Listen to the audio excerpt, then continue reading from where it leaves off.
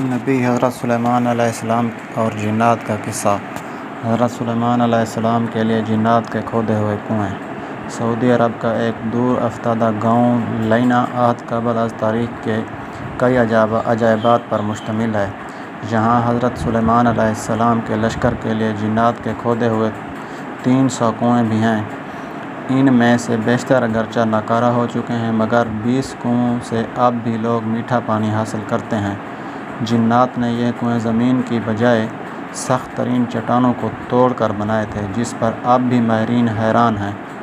ان عجائبات کو دیکھنے کے لیے دور دور سے سیاح اس علاقے کا رخ کرتے ہیں۔ العربیہ کی رپورٹ کے مطابق سعودی عرب کا یہ تاریخی گاؤں لینا مملکت کے شمالی شہر رفح سے 100 کلومیٹر کے فاصلے پر واقع ہے۔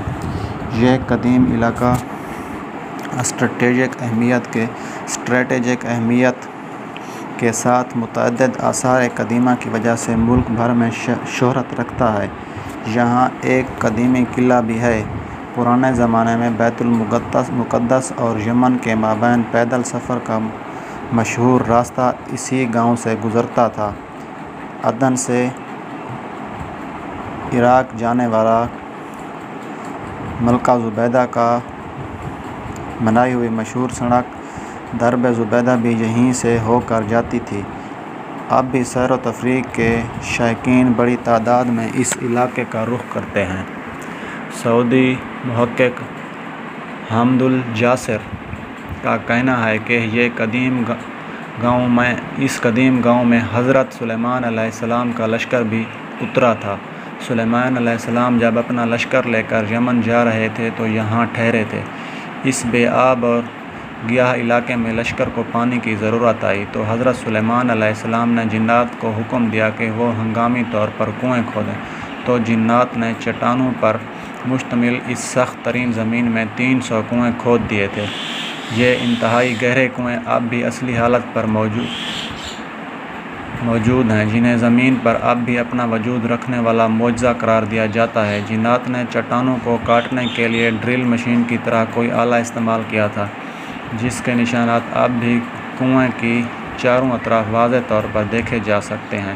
ماہرین اس پر تحقیق کر رہے ہیں کہ جنات نے آخر کس طرح ان سخت ترین چٹانوں کو 60 سے 80 میٹر گہرائی تک کاٹا تھا اور انہوں نے کون سے آلات کی مدد حاصل کی۔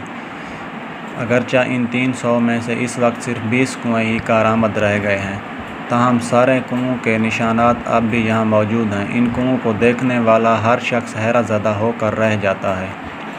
تاریخی روایات کے مطابق جب حضرت سلیمان علیہ السلام اپنے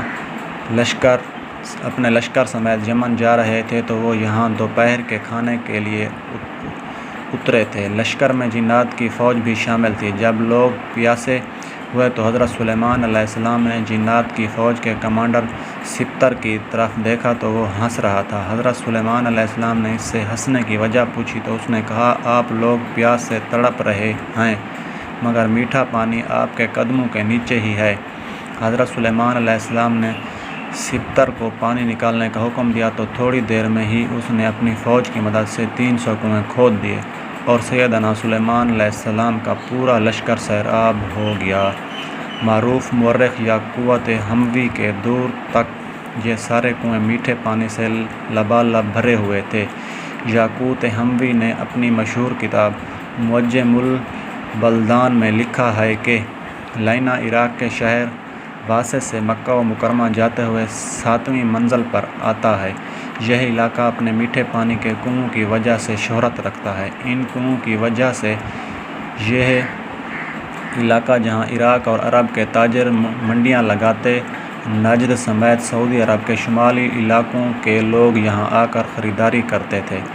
تاجر اپنے سامان کی تجارت کو یہیں اگلے سیزن تک محفوظ کرنے کے لیے پہاڑوں پر بنے بڑے بڑے گوداموں میں رکھتے، جنہیں سیابیت کہا جاتا ہے۔ یہ گودام اب بھی وہاں موجود ہیں۔ علاوہ ازیں یہ علاقہ مختلف آثار قدیمہ کی وجہ سے بھی شہرت رکھتا ہے۔ سعودی حکومت نے یہاں ایک شاہی قلعہ بھی تعمیر کرایا ہے۔ 1354 میں تعمیر ہونے والے اس قلعہ کو گارے پتھروں اور لکڑیوں سے بنایا گیا تھا۔ واضح رہے کہ حضرت سلیمان علیہ السلام کو حق تعالیٰ نے جنات پر بھی حکومت دی تھی۔ جنات نے ان کے حکم سے بیت المقدس کی تعمیر میں حصہ لیا تھا۔ وہ دور دراز سے پتھر اور سمندر سے موتیاں نکال کر لاتے تھے۔ ان کی تعمیر کردہ عمارتیں اب بھی موجود ہیں۔ اس کے علاوہ بھی حضرت سلیمان علیہ السلام جنات سے بہت سے کام لیتے تھے، جس کا ذکر قرآن کریم میں بھی واضح طور پر کیا گیا ہے۔